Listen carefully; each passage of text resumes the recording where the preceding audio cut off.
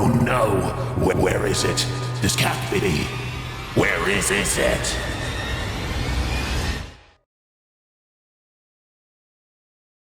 Well, you're looking worse. Surprised? No, not really. Anyways, we're just waiting on Freddy. Funny, isn't it? 3 times in a row now, someone has run late, and each time it was a different person. First me, then you, and now the special guest. Technically, I wasn't late. I got here before we were on air. Shut up, you're ruining my joke. Just let me have this. Sure, whatever you say. By the way, Freddy just texted me. He says he's here. Oh, right on time. We still got a couple minutes. There he is. Yeah, come on in. Hey. Greetings. Hey, it's good to see you. Likewise. How are y'all holding up? We're doing alright. It's been a little hectic, but we're hanging in there. At least I think we are. Dude, are you sure you're feeling okay? Old sport, don't you worry too much. I assure you, I may not look it, but I'm doing just fine. Okay, I believe you. Anyways, you guys ready? Indeed. Yep. Freddy, you want to start the intro? Would I ever? Aight, we're going in 3, 2, 1. Greetings, listeners. I'm Freddy Fazbear. I'm Nightmare Bonnie. And I'm Funtime Foxy. Want me to keep going? Yeah, keep going. That was great. Okay. Welcome to the, 4th episode of the Funtimes and Nightmares podcast. I want to clarify for our new listeners out there that I'm not the host. I'm just the special guest. The actual host, Nightmare Bonnie, asked me to do the intro. Yeah, you did fantastic, by the way. You delivered that intro very well. Oh, why thank you. I am indeed impressed. Anyways, if you haven't listened to the first 3 episodes of our podcast, I strongly advise you go check those out to get an idea of what we do here. So, without further ado, on to the questions. Freddy, I'll let you do the honors of reading off our first one. Oh, okay then. This question comes from Pat Simmons. Do any of the other animatronics play sports? Well, as I mentioned last episode, Foxy, Toy Bonnie, Nightmare, and Son all played basketball in high school like I did. As for everyone else, I'm not sure. I believe Chica played soccer at one point. Also, I know Glamrock Freddy played hockey. Let's see, who else? Of course, Monty plays golf. Glam Bomb does bowling. If I remember correctly, Lefty played basketball, Lolbit played volleyball, Mango played tennis, and Moon did acrobatics and gymnastics. Oh, well that explains a lot. Bro, it's extremely rare to see that dude standing or walking normally on 2 legs. He crawls or cartwheels freaking everywhere. It's like a scene out of The Exorcist all over again. Ugh, makes my spine crawl thinking about it. As much as I love Moon, he scares me sometimes. Moving on, we have a question here from Pumpkin-Headed Moron, and their question is, what is the scariest thing you've ever experienced? I mean, everything going on right now with the disappearance of Circus Baby and sadly Helpy is pretty scary. Everyone's on edge, you know? You said everything, brother. The scariest thing I ever experienced was when I lived in a haunted house. I know that sounds ridiculous, but it's true. Back in early 2011, when I was like 17, about to be 18, still living with my family in Italy, we moved into a haunted house. Of course, we didn't know it was haunted, otherwise we wouldn't have chose to live there. It's a long story, so I won't tell the entire thing, but I will share my scariest experience from that place. One night, I was just laying in bed trying to fall asleep, and it was just one of those sleepless nights for me. All of a sudden, my closet cracks open ever so slightly. All I saw inside was nothing but a void of pitch black. At first, I ignored it and kept trying to fall asleep, but I suddenly had this overwhelming feeling that someone or something was in the room with me. When I opened my eyes again, my closet was open even further. Not by much, but the difference between before and after was still noticeable. Still, the gap wasn't wide enough to see anything in there. But then I started picking up on how something was off about how dark it was in my closet. My closet was on the opposite side of my room from the window, and there was a street light shining through. I looked into the closet again, and saw that the ceiling was visible. I led my gaze down from the ceiling, and I could clearly see everything within the top part of the closet, but then below that, there was just black. It didn't make any sense whatsoever. But then the door opened even more, and now that my view into the closet was even better, I realized that the pitch black I was seeing wasn't darkness or shadow. It was the silhouette of something standing there in my closet. My eyes were fully adjusted to the dark now, and when I looked at where this thing's head should be, I saw it was staring at me with eyes that were open wider than humanly possible. Honestly, it was something straight out of Uncanny Valley. My fight or flight kicked in, and to this day, I'm not sure how, but I chose fight.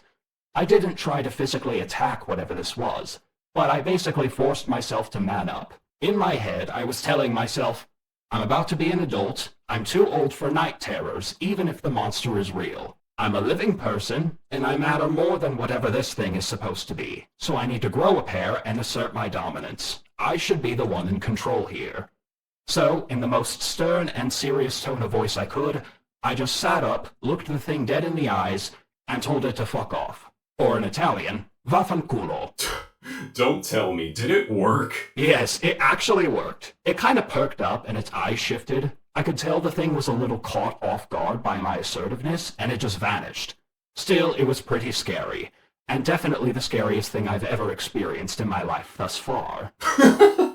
That is amazing. I don't think I could ever muster that kind of courage were I in that situation. I'd just nope the fuck out of there, honestly. Wait, but when that happened to you, did the idea ever come to you that your plan could backfire and the thing might have just ended you the second you acknowledged or brought attention to it? The way I reacted was in the heat of the moment. Deep down, I knew that confronting this thing the way I did was taking a risk. It was either going to work, or the thing would get pissed off and give me a bloody bad time. But I didn't really consider the risk of the second possibility happening, because the paranormal events in that place had been going on for the past couple months, and even though the activity was creepy, none of it ever felt hostile or violent. Whatever presence was in that house hadn't actually hurt anyone. You know, in paranormal shows and stories of supernatural encounters, you hear a lot about these hauntings in which the entity or spirit is extremely malevolent and gets physical with their victims. Right, like attacking the people in their sleep, and they wake up with like bruises and scratch marks and stuff. Exactly. My family had experienced none of that. So I must have subconsciously taken into consideration that if this thing wanted to hurt us, it would have already done so.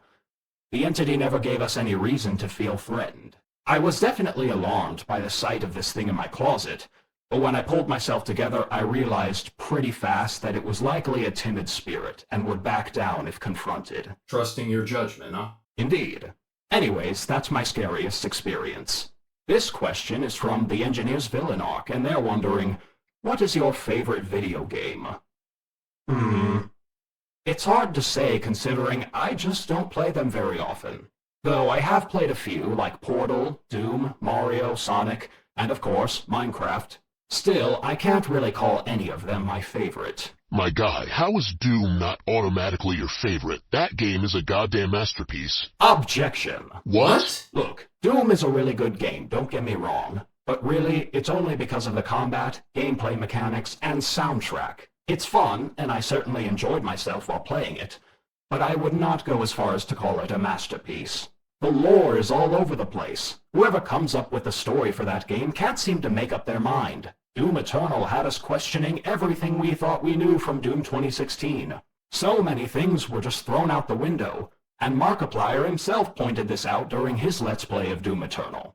Even though the story is the absolute last thing people care about in a game like Doom, it's still a flaw which I personally can't overlook. I guess that's fair, but I got a challenge for you. Okay, what? Out of the games you mentioned, pick your favorite right now. Hold on, what? You have 10 seconds. No. Come on, man, what's your favorite game? Wait! What's your favorite? You can't pressure me like this! It's all in good fun. No, this isn't fun. The answer I give will decide people's opinions about me Don't care about what other people think of you. You've lived that way for too long. 5. But which one do I choose? That's your call, dude, not ours. 4. At least give me more time to think. Nope, you had 10 extremely slow seconds to decide. 3. No, this isn't fair! 2. All right, Minecraft! Minecraft is my favorite, okay? A gamer with taste, I see. Good answer. I fucking hate you. Sorry. I know you don't do well under pressure. Yes, don't do that shit to me ever again. Bon, you never told us your favorite. Oh, right. I'm a Team Fortress 2 guy. The number of hours I have in that game isn't even funny. Alright, our next question is from Sunk. Funtime Foxy, your appearance keeps changing every episode. Are you okay? What is your opinion of if you had a movie about you guys? To answer that first question, I'm doing just fine. As for the second, honestly, that would be sick. Who knows? Maybe it'll happen one day. This question is from Shannon Humphreys. Funtime Foxy, how are the other animatronics? Well, aside from the ones who are missing, everyone's doing peachy as far as I'm aware. This question is from Kylo Jax. Freddy, how do you give every night guard you meet PTSD so successfully? Wait, people get PTSD from meeting me? Well, that's unfortunate to hear. Our guard killing days ended a long time ago, and I don't exactly miss them. Yeah, I'm glad we stopped when we did. To be fair, it wasn't really our fault. I mean, we were babies, and everyone knows what human newborns are like. They're spontaneous and unpredictable, have no self-control, and when they do something wrong, it's because they don't know any better. For listeners who don't know, when an animatronic is born, or created, rather, their minds develop similar to humans. For the first 3 years of their life, they are completely fresh. They know absolutely nothing, and can't exactly think logically or coherently. Simply put, babies. However, because of their underdeveloped mind, it can actually render young animatronics incredibly dangerous to those around them. Believe me, the absolute last thing you want to get stuck in a room with, let alone a security office, is an animatronic under 4 years old. If that animatronic finds you interesting, then God help you, because we all know what infants do to things they find interesting.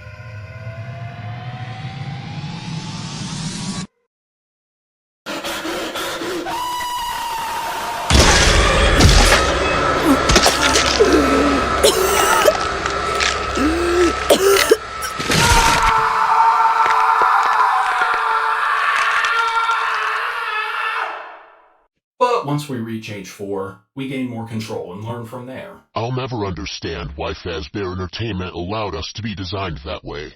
Why they didn't try to fix the issue, or why they thought sending a single human guard to keep newborns in check was ever a good idea. It was all on purpose. They didn't appoint night guards because they thought it was a good idea. Night guards were appointed because they knew it was a bad idea. The Night Watch isn't actually a real position in Fazent's handbook. The graveyard shift was their method for disposing of bad employees. What? It's true. Fazbear Entertainment could forgive a few poor decisions on the employees' part, but those who messed up big time were given the night shift. But the night shift wasn't a job. It was a game where everything was rigged against them. People given the night shift weren't meant to make it out alive. That's why so very few have. Damn. I don't even know, man. Let's just move on. This question is from Happy Anglerfish. Nightmare Bonnie, who is the best nightmare? There's not a right answer to that question, honestly. I love all of them. Fair. Our final question comes from Luigi J. Nightmare Bonnie, who would win in a fight, you or Jason Voorhees? Oh, that's a good one. I mean, I'm gonna let the other two think about this one. There's really not much to think about. I'm sorry, old sport. But just looking at the facts, I'm pretty sure Jason's got you floored. He's got combat experience, more weapons, can teleport, and is strong enough to decapitate people just from a single punch to the face. Don't forget, Bond literally tore down an entire basketball hoop. True, but that took him over an hour. It would take Jason seconds. Also true. But keep in mind, Bond wasn't actually trying to tear down the hoop. If he was, I'm sure it would have taken him only seconds as well. Fair point. Still, Jason likely has more feats, and he's immortal. Honestly, I admit defeat in this case. Funtime makes a pretty strong argument, so I'm gonna have to agree here and say Jason would win. I bet I would definitely survive the fight, though. Well, that's gonna wrap up this episode. Fred, you did the intro, so I'll let you do the outro. Alright then. Remember to leave your questions in the comments for a chance to be featured the next episode. And of course, we'll do a poll so you guys can vote for who you would like to be featured on the podcast next time. That was perfect. Thank you, Freddy. It was a pleasure having you. Yeah, I'm honored. It was a blast getting to see you guys again. Likewise. Now, take away the rest, would you? Oh yeah. Thanks for listening, everyone. Take care, stay safe. And we'll catch you next time on Funtimes and Nightmares.